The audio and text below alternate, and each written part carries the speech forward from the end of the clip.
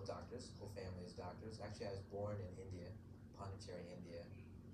We already lived here, but my parents went back to India to have me, so I'd be Indian citizenship. And they're all doctors. My uncles and aunts are all doctors, and we have everything from obstetrician, who's my mom, to a coroner, who's my aunt. So birth to death, everything in between. And I guess it was kind of assumed that I was going to be a doctor. I kind of assumed that too.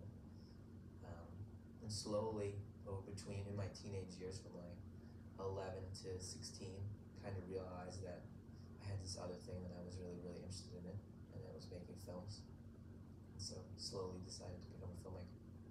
I get asked the question a lot about whether the Indian culture influenced, the Indian American mix influenced filmmaking, and it never occurred to me. It's not like you sit outside yourself and say, this is really unusual, but perhaps the acceptance that the body is not the end of your life, that the spirit continues, is something that I just accept, because all these Indian ceremonies about ghosts of spirits in the house and protecting the house from spirits, and it's just an accepted thing over there, and so it was something that I just assumed was common, but I guess it's not. And so in that respect, all my scripts, I think, have a certain spirituality that is fairly unusual for a young guy in Philly playing ball, eating Big Macs to have.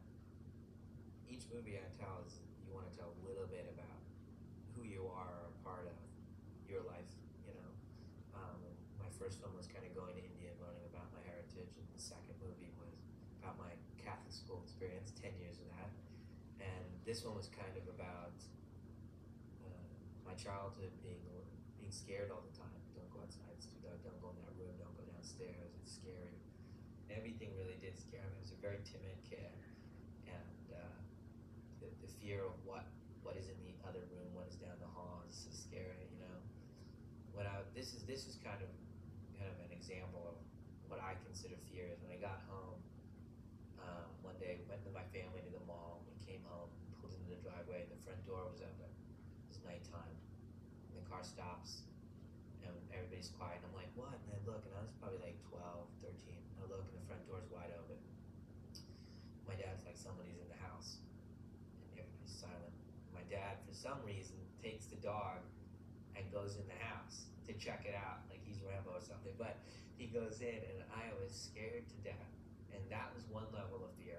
But then he comes out and he goes, nobody was in there. It was just the mat got stuck in the door, and the door swung open with the wind. And he's like, wow, you know what was really scary? And I said, what, Dad? And he goes, I just got this picture of some crazy person sitting on the edge of the bed waiting for me. And that image was like, I had nightmares forever, and that is kind of the Vincent scene in the movie, was come home and there's someone waiting for you in your house. Those kind of images tortured me for a while. Those kind of very horrific images. Acting is something that I want to do, I want to practice, but obviously a 20-something Indian guy, it's a tough gig to find. Even if you write them and direct them, it's a tough gig to find. I wrote this little part for me to be the doctor, and my parents were all doctors, so I thought it'd be a nice little thing to put on the white coat and be a doctor for a day. And it was a nerve-wracking thing, because it's not, obviously my energy wasn't involved in what's my character thinking and all that. I was directing the movie, and the day came on the schedule when I didn't go to the set straight. I had to go to makeup, and I was like, oh man. Actually, it was a longer scene, and I was so bad I just cut most of it out. So it was a scene, actually, Toni Collette playing Lynn, she gets really mad at me in that scene, and she calls me all these bad things, and I just couldn't pull it off, so I just trimmed it all down into a nice, neat, me staring at the scene. My goal as a filmmaker is to try to make cultural phenomenons. How do you make that happen? And how do you get under the skin and define a time and a place, and really take your place in society that affected you. People are still affected by the original Exorcist when they think about it, that time period and all. My mom and dad were in India, and they talk about how it affected them, it affected the world, and The Godfather, and all these movies. And these are movies that obviously became huge, gigantic box office hits, but I'm talking about how it affected the culture. You know, and obviously Titanic and all those movies. How can you make these movies where it gets under everybody's skin, and that's the original goal, and you kind of forget about it and you go make your movie after a while. But the Sixth Sense opened on my birthday, August 6th, which was another sign that the movie was just in a weird place of being guided. It opened on my birthday, and my first two movies grossed $350,000 combined, and Sixth Sense on its opening day on Friday night grossed $8 million, and that's like a million and a half people saw it on opening night, and I was like, my God, that's amazing. And so that's one thing. But then it's Sunday. That Sunday did more than Friday, which is a really unusual thing. It means word of mouth is starting to go already. People are like, Sunday was bigger than Friday. And so that weekend we grossed 27 million, which is gigantic, and was the biggest weekend in the history of August. And so that in itself is an amazing thing, but that is not truly amazing, because you can, in this day and age, you can take a mediocre film and promote it crazily and get that. I think you can. Now, the second weekend, now that is the movies weekend, the second weekend, and that decides a lot of things, and that tells you a lot. And the normal drop-off for a movie in the summer is probably 45%, drops off.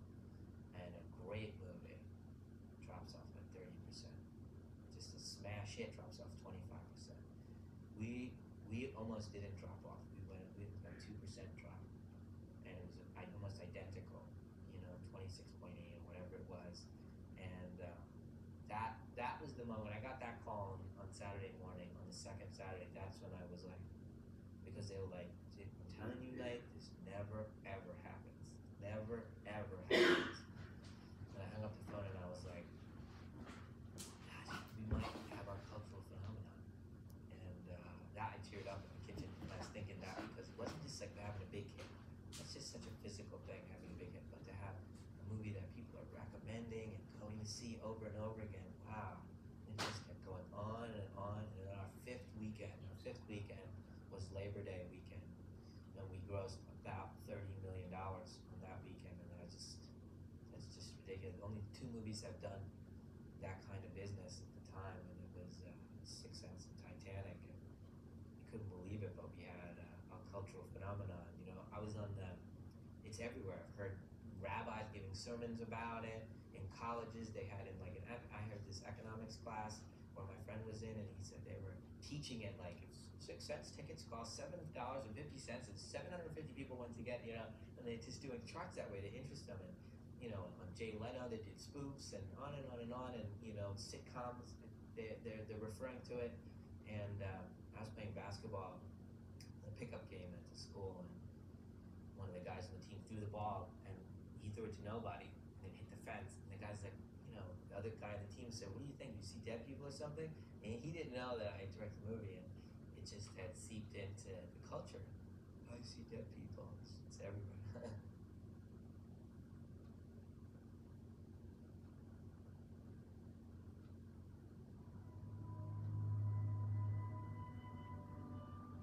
When we asked Knight who did he see as the sort of perfect actor as in the role of Malcolm, he said, well, I wrote it for Bruce Willis, but obviously he's kind of a pie-in-the-sky choice, and I didn't, there's no chance of getting him or anything. And now that we've got this small budget and we can make the movie, that's what I was thinking. Who can we get to be in the movie that fits within our budget?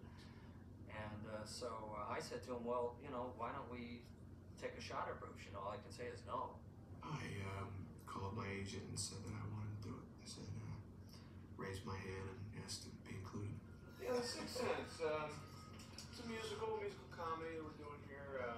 Started out as a drama, kind of a ghost story, and then the director, the writer-director, decided to turn it into a musical comedy, and we're all keeping our fingers crossed. Well, Toni Collette was another kind of unusual situation in that Knight really wanted a South Philadelphian look, feel, speech, everything about this character. And somebody from Australia who's been in these other kind of offbeat movies, and I think there's a moment that when an actor comes in, they claim the role, and Toni Collette did that. Okay, you want me to answer your questions? was going to answer mine. And she's just such a wonderful actress that she just got it, and she just knocked us out. She claimed the role.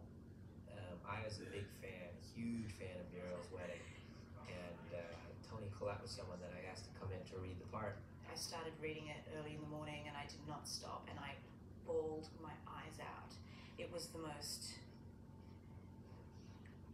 beautiful, scary, spiritual, real story and script that I think that I've ever read. I was at a really fragile point, and it made me feel good about being alive. It made me feel okay about dying, and that, I mean, for a film to be able to do that, that's pretty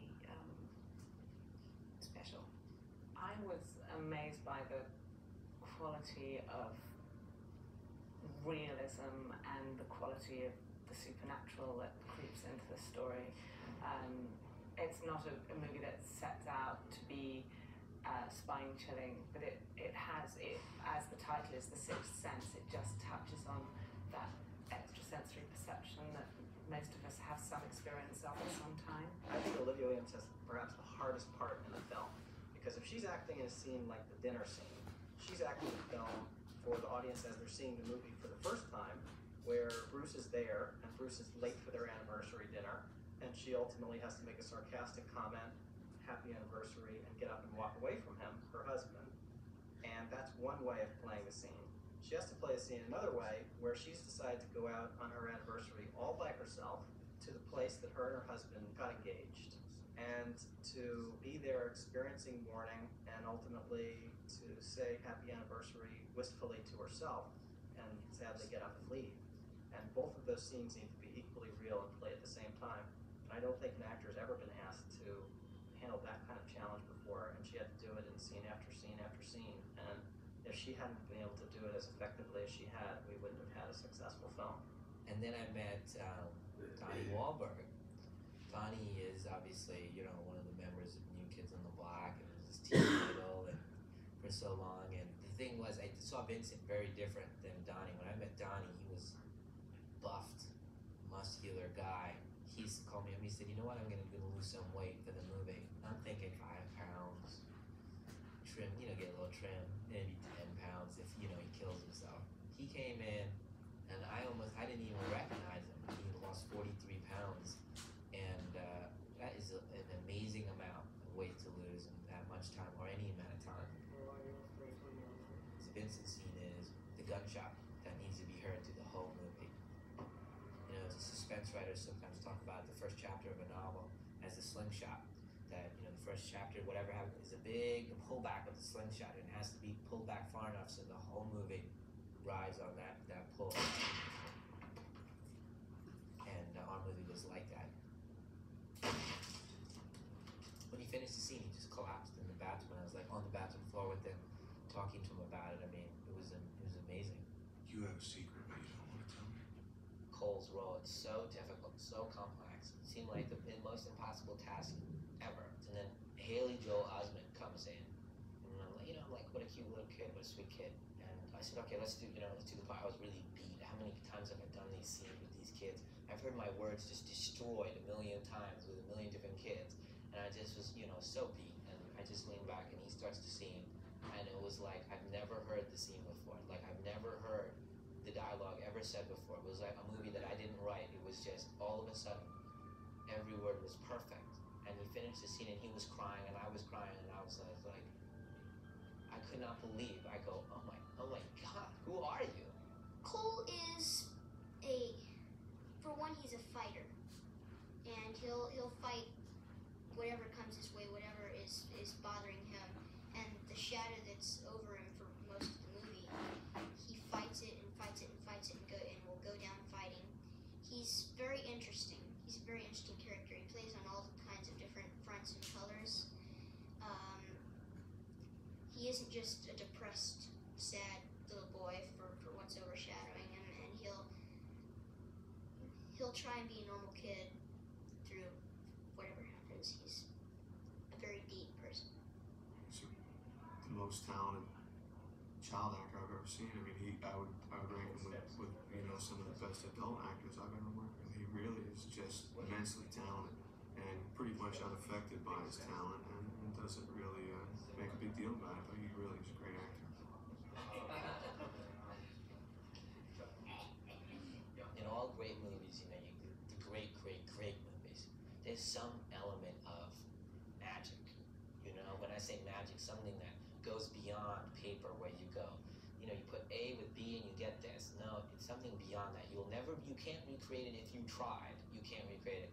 And Haley is our magic.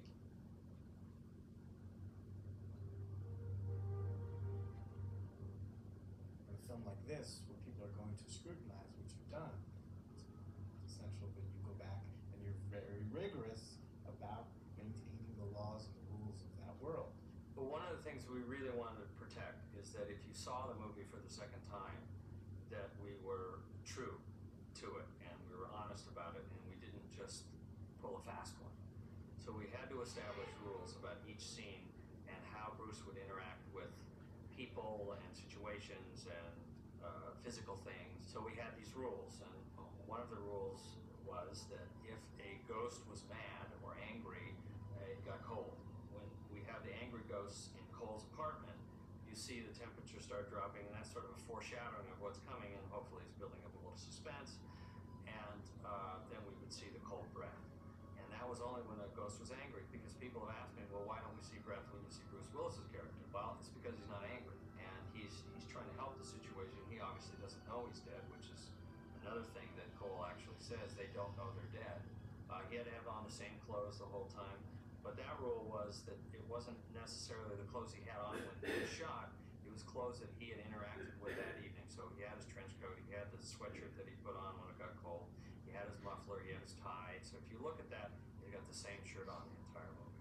Another rule that exists in the film is that with enough effort, Bruce Willis's character can impact the physical world. So as Bruce's wife and her employee are about to race over the birthday gift, he kicks the door and smashes the door and walks away. So when he's out in public, like he's in a restaurant, you look closely when he comes up to the table and he sits down with his wife, he doesn't move the chair. So in other words, if you're in the restaurant, you don't notice anything strange going on there. It's just a woman who seems to be kind of sad having dinner by herself. One of the most interesting things, I think, about the rules is they relate to the style and the idea Knight had about making this film, which was that he was very true to each character's emotional point of view.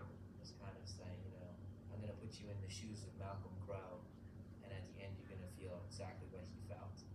And so it's not a cheat. You're not feeling something different than the characters. You're feeling exactly what the character felt. Oh my God, I can't believe what I thought was true isn't true.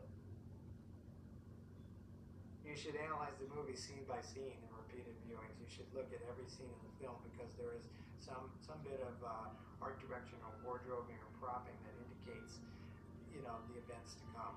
We wanted to punctuate certain parts of the movie, so when you did see it again, that you would notice that there were little clues along the way, and one of them was with the color red. We used the color red to indicate anything in the real world that has been tainted by the other world. The woman who poisoned her child is wearing red. On the day that he gets locked in the dungeon, Cole was wearing red. The doorknob that Bruce can't seem to get open to get into his basement is red. And red is used specifically to connote really explosively emotional moments and situations. Anytime there was red by mistake, I was like, get it out, get it out. It was fun to go through the movie and just red. You can just go through beat by beat the movie and find these clues and layers, which are intriguing and fun. They were all there in the script, starting with Bruce's first time back in the house, from supposedly meeting Cole, and seeing that isolated place setting. In reference to the lock of white hair that everyone's like, what's that about? What's that all about? It's just one of those details that I put in when people that have had very, very traumatic experiences, sometimes they lose pigment in their hair.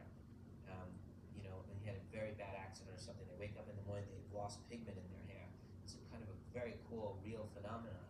And I thought, gosh, if anybody was going to lose pigment in their hair, it'd be these kids that have the sixth sense, because they turn around and there's somebody with their arm hanging off, in that scene where Malcolm is talking to Cole in the hospital, Cole tells everything about Malcolm to the audience. They see dead people, they see them all the time, they don't know they're dead. And these shots, they're shots on Malcolm. Now, if you're really paying attention, you're going, oh, he's talking about him. And that's a clue that I actually thought we had overdone it. I actually thought we're giving too much away here. The audience is immediately going to get it because we're on Malcolm, and Cole is saying they don't know they're dead. Well, nobody gets it. So there are clues all the way along where you see that, when he's sitting there in the living room with his mom, you think they were talking, but they weren't talking. He's just sitting there and she's waiting for him to come home. When you look at it, you'll see that it all still tracks and all makes sense and adds up to the ending. Wanted to go, he's dead and here's what you missed. Boom, boom, boom, boom, boom, boom. Now forget it. Let's get back to the story.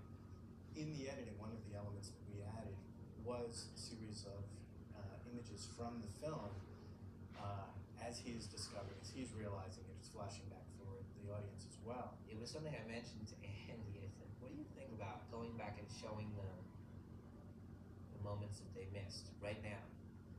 Because that is the fun of it, but I didn't want them to stop thinking about that.